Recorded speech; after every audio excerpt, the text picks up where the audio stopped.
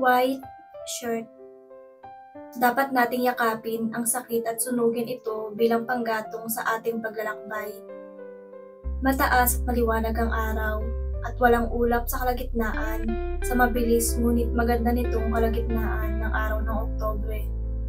Nakatayo ako sa pagpaplansya at pinag-iisipan ang diskarte sa pamamalansya nitong bago at puno ng kulubot ng puting kamiseta. Nakatupi ito at nakabalot sa karton at plastic. Gusto kong dalhin ito sa laundry shop upang bahagyang ma-starch at maayos ang gusot. Ngunit dahil sa walang sapat na oras, ako na mismo ang gumawa nito dahil wala naman akong choice. Tinitiyak ko tanggalin ang bawat kulubot habang nakikinig sa tuloy-tuloy na huni ng umuusok na mainit na singaw na lumalabas mula sa ilalim ng plancha at ang langit-ngit na nagmumula sa plancha na nangangailangan ng langis.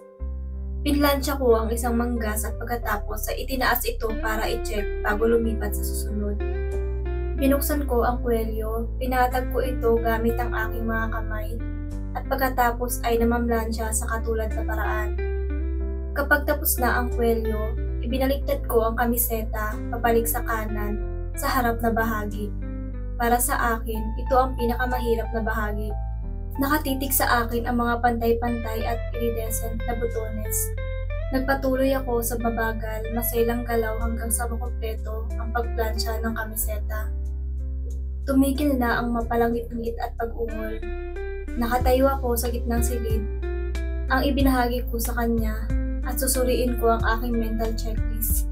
Suit, sando, kurbata, brief, t-shirt, sapatos at medyas. Lahat ay naka-check off at kailangan bumili ng 3 set ng t-shirt at 3 set ng salawal. Kahit isa lang naman ang kailangan ko. Lahat ay bago, maging ang brown suede loafers na bili ko. Inialis ko ang mainit na puting kamiseta mula sa pamamlansya. Ngunit bago ko ito ilagay sa sabitan, isang matinding pagnanasa ang sumalubong sa akin. Maingat kong isinuot ang puting sando sa aking damit. Ipinulupot ko ang aking mga braso sa aking sarili tulad noong kami ay mga bata pa. At dahil doon, sobrang namiss ko ang aming mga unang halik. Niyakap ko ang aking sarili ng sobrang higpit. Mag-isa lang ako sa kwarto pero hindi ako mag-isa sa bahay. Tila nababalutan ito ng nakakapawing pagod na init at isang dilaw na liwanag ang bumabalot sa akin. Parang nasa loob ng mainit na bula. Naririnig ko ang mga boses na nagmumula sa ibang bahagi ng bahay. Ngunit nakamute ang mga ito at tila nasa malayo. Pakiramdam ko ay nasuspendi ako sa pagitan ng pisikal na mundo at ng spiritual na mundo. Ngunit hindi ako natatakot. Hindi naman nakakatakot pero welcoming at protective. Sa sandaling ito, ako ay nag-iisa sa aking mga iniisip. Hindi mahipo, hindi maabala. Pinipigilan ko ang mga luha habang inaamoy ko ang kamiseta at yakap-yakap ito. Ang gawain ito ang huling gagawin ko para sa kanya. Pumuntong hininga ako at pinawi ang kalungkutan. Determinadong itago ang aking mga pribadong sandali sa aking sarili. Huminto ako sa pagpistil sa aking sarili. Tinignan muli ang kamiseta kung may mga kulubot at nang makitang wala, dahan-dahang inayos ang kamiseta sa hanger. Ang aking yakap, ang huling yakap na ito.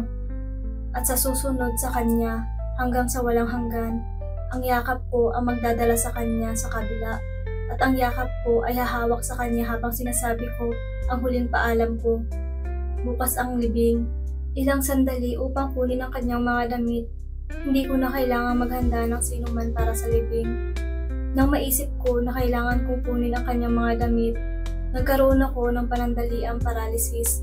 Ito ay isang pagkabigla sa aking sistema, tulad ng isang electric shock.